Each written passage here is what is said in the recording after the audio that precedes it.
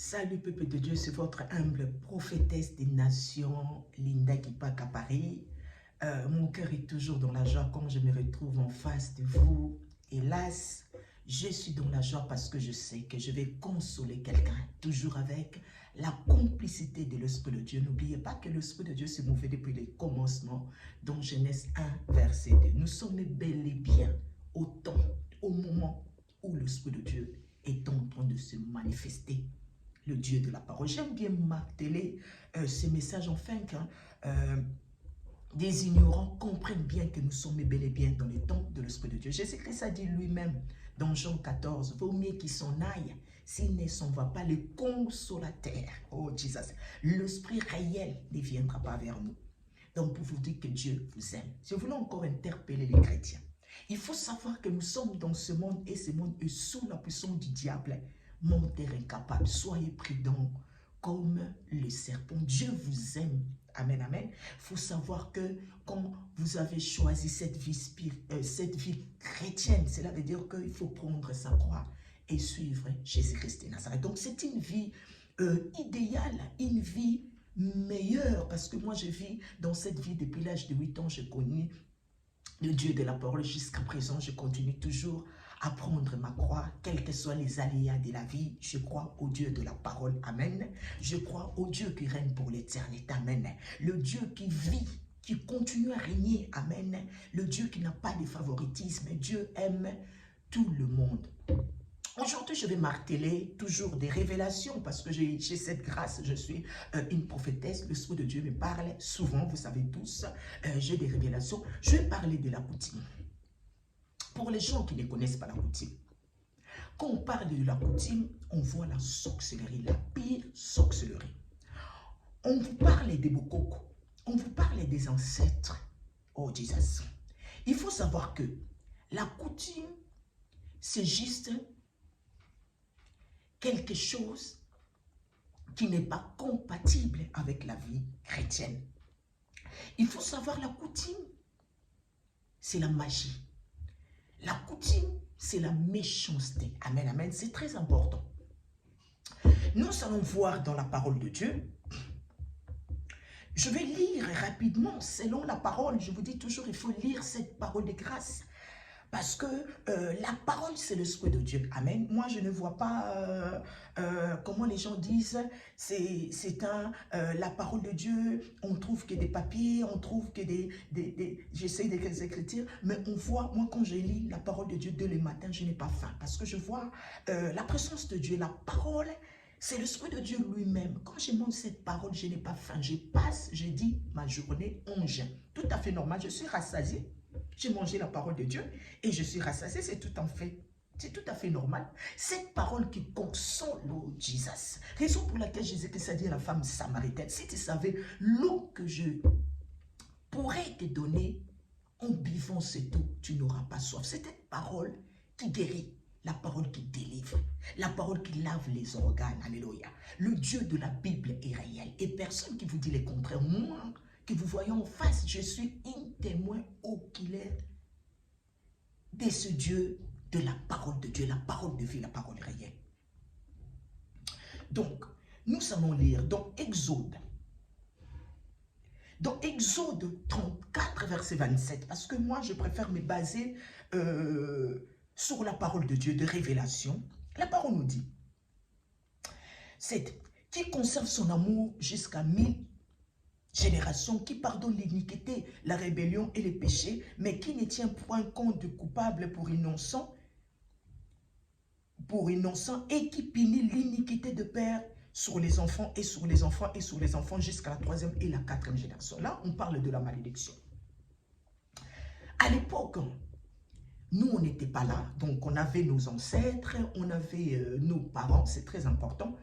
Il y a tellement la coutume dans les passés qui ont envahi nos nations, amen, surtout nos nations africaines. C'est très important. Donc, il y avait nos ancêtres qui adoraient, qui faisaient des autels, qui faisaient des pratiques un peu bizarres, amen, amen. Et il y avait aussi des incantations, il y avait aussi des déclarations. Il y a certaines familles ont utilisé le zoo, les sirènes des eaux. Donc ça dépend. Ça dépend de ce que les ancêtres ont pu pratiquer. Je ne sais pas, ça dépend des familles, c'est très important. Donc, et puis, ça suivit aussi nos parents à nous. C'est très important. Raison pour laquelle on parle des codia.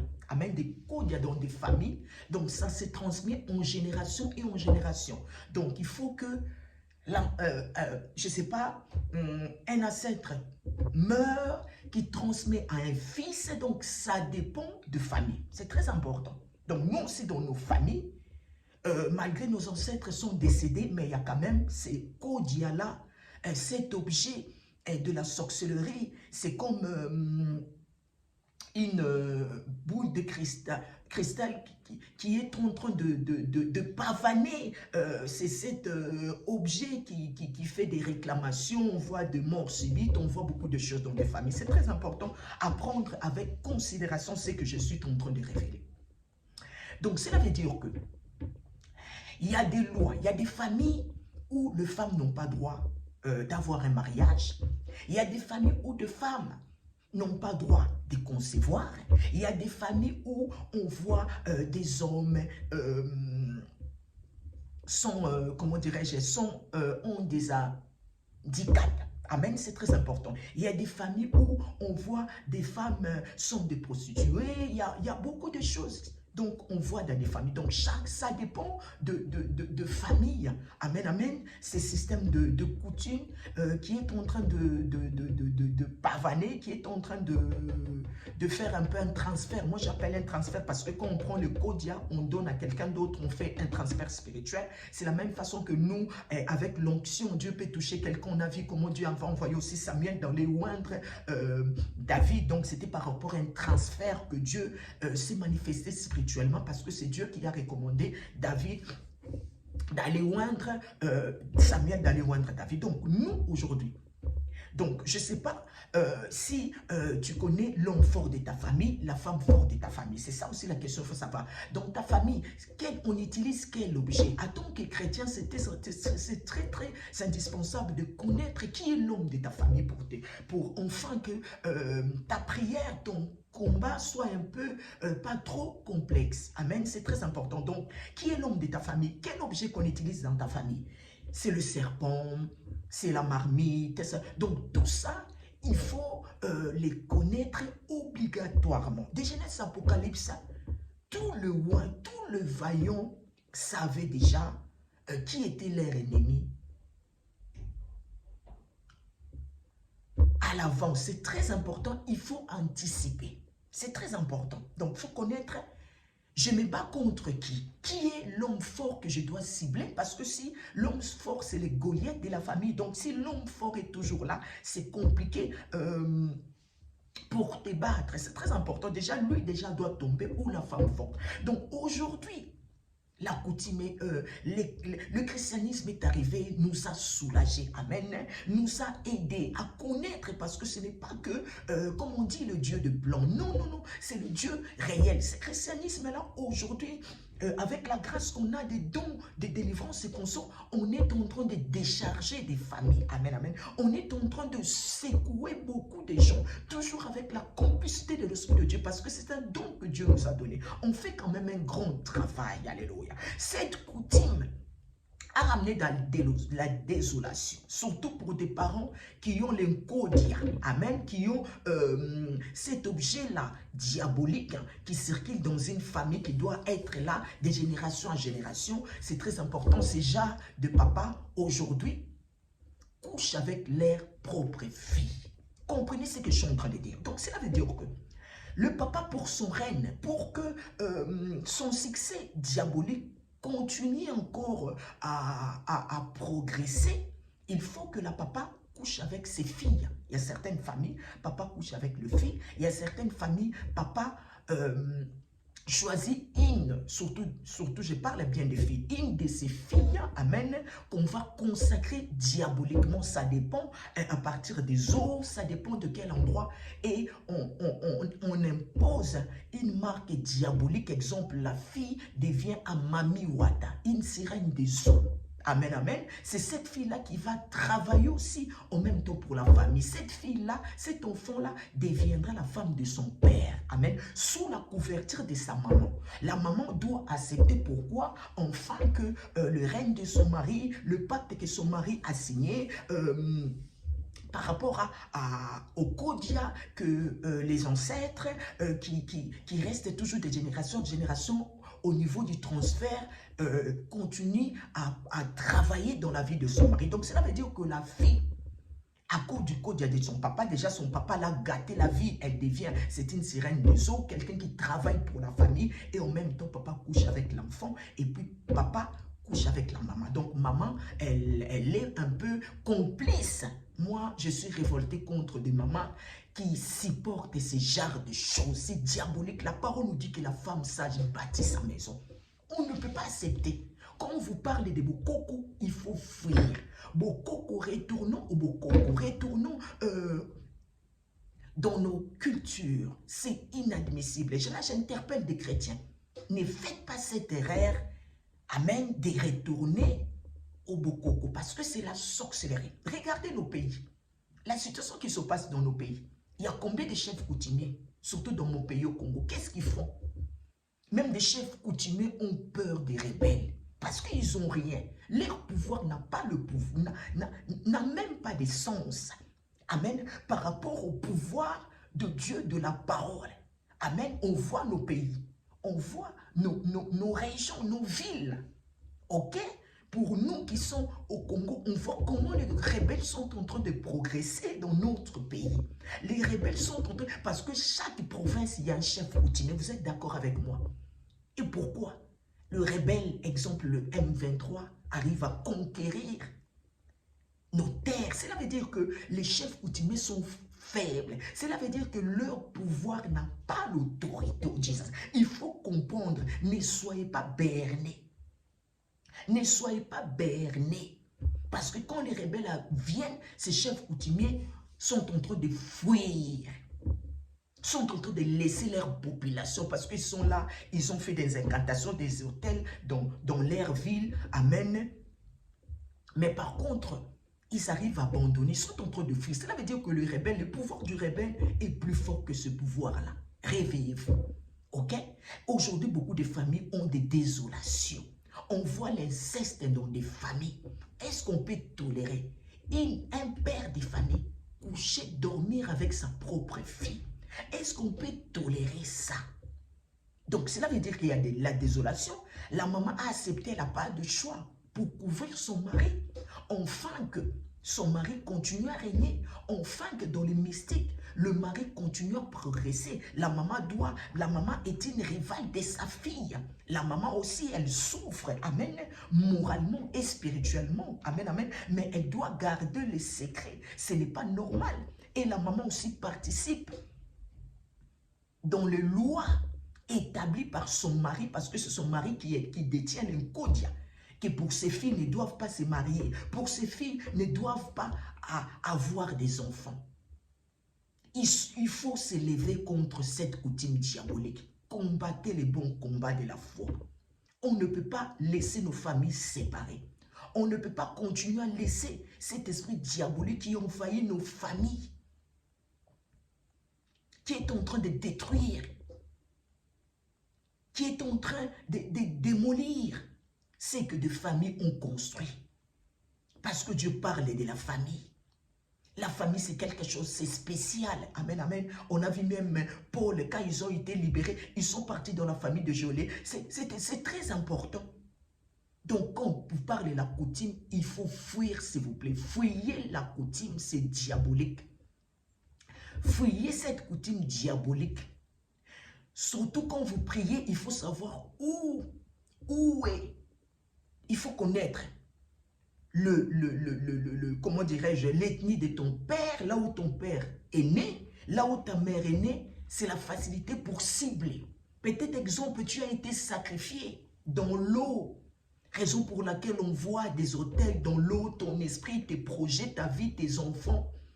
Tu ne peux pas concevoir parce que tu as été déclaré quelque part. Ce sont avant qu'on naisse, on est des innocents. Il y a déjà, nos noms ont été enterrés quelque part, ont été laissés quelque part sans qu'on les sache. On a fait des déclarations, des incantations sur nos noms. Depuis que tu étais dans le ventre de ta mère, tu n'étais même pas au courant. Quand tu es né, on a vu les situations de Jabé. Donc, 1 Chroniques 4, verset 9. Donc, il faut prendre ça au sérieux. Comprendre, parce que moi, Dieu m'a révélé. Il faut comprendre que la coutume est complètement diabolique. Ne restez pas comme des gens qui vivent dans le passif. Amen. Ta délivrance, quand tu comprendras qu'il y a un homme fort dans ta famille, il y a une femme forte dans ta famille, il y a une sirène des eaux dans ta famille, il y a un enfant qui a été consacré depuis, il y a un enfant qui travaille dans la famille, il y a un enfant qui bloque les gens, il y a quelqu'un qui est là pour vous rendre une vie difficile. Il y a un esprit de contrôle. Parce que le Kodiala est là. On vous regarde dans le miroir. On vous observe partout. La boule de cristal.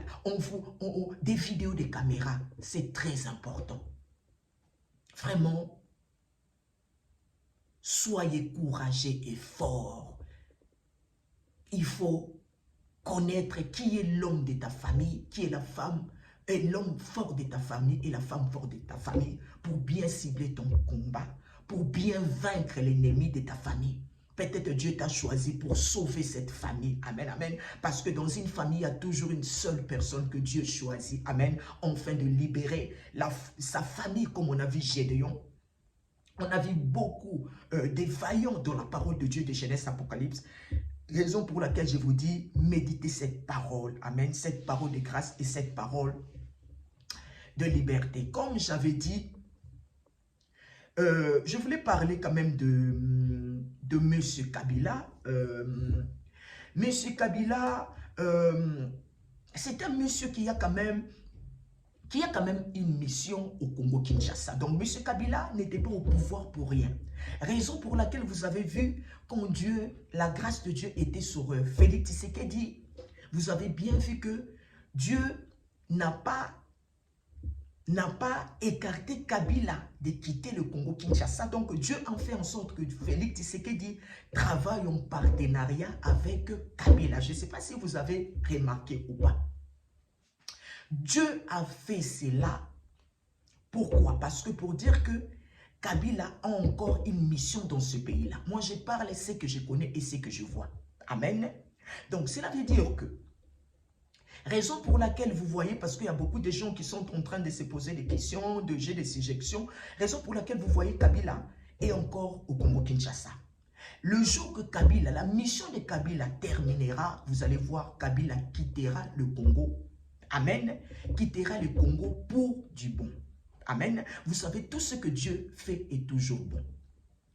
Et puis, par rapport à nos pleurs, par rapport à nos cris, Dieu a voulu quand même, comme j'ai dit aux gens, offrir ses pouvoirs à Félix Tshisekedi.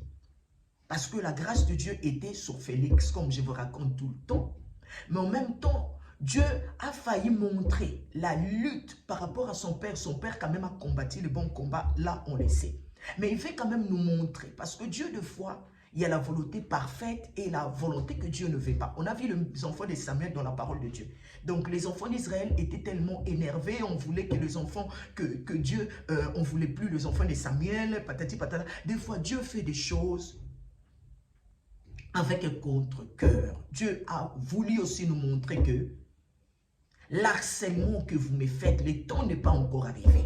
Mais, raison pour laquelle Dieu a exposé aussi que l'incompétence de Félix Tshisekedi, et on l'a vu, que les 37 ans de lutte, tout ce qu'elle racontait par rapport à son papa avait quand même la vision, son papa avait quand même l'amour pour le Congo. Raison pour laquelle Dieu a gardé toujours Kabila en tant que partenaire de Tshilombo, Félix Tshilombo.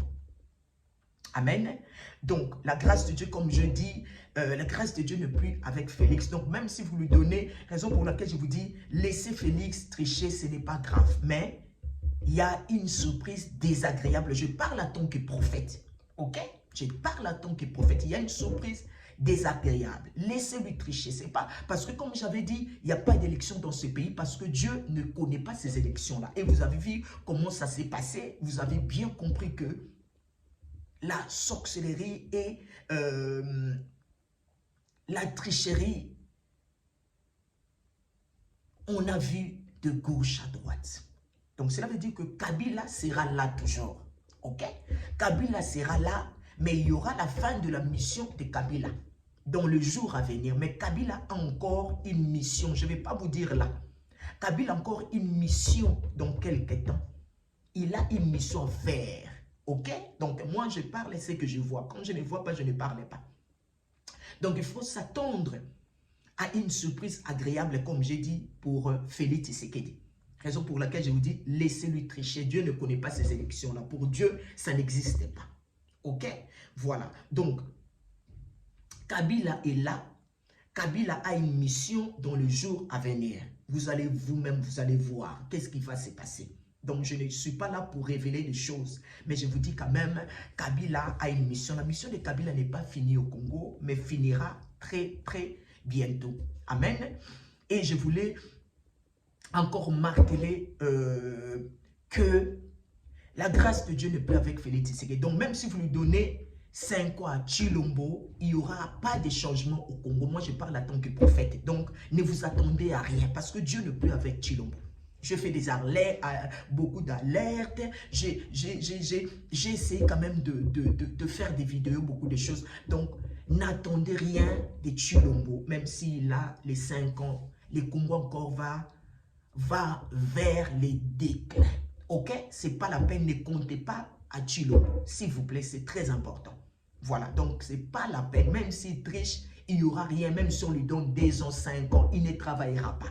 Ok, parce que Dieu n'est plus avec lui, parce qu'il y a un esprit qui est en train de... Raison pour laquelle vous voyez des détournements, des choses comme ça, ce sera toujours comme ça dans les quinquennats de Félix Tshisekedi. Même s'il prend, il rajoute encore à travers la tricherie, 2 ans, 3 ans, il n'y aura rien. Voilà, donc il y aura une surprise désagréable contre Tshilombo, comme je l'ai dit et je répète toujours. Vraiment, je suis très très contente. Si vous avez des suggestions sur ma page Facebook, Prophétesse des Nations, Linda Kipaka, vous savez, tous honneur à l'Esprit de Dieu, l'Esprit réel. Soyez forts et courageux. Amen. Combattez les bons combats de la foi.